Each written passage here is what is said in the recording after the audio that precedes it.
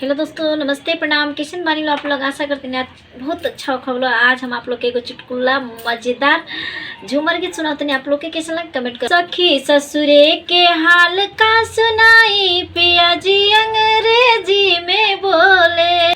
ससुरे के हाल का सुनाई, बलमू अंग्रेजी में बोले।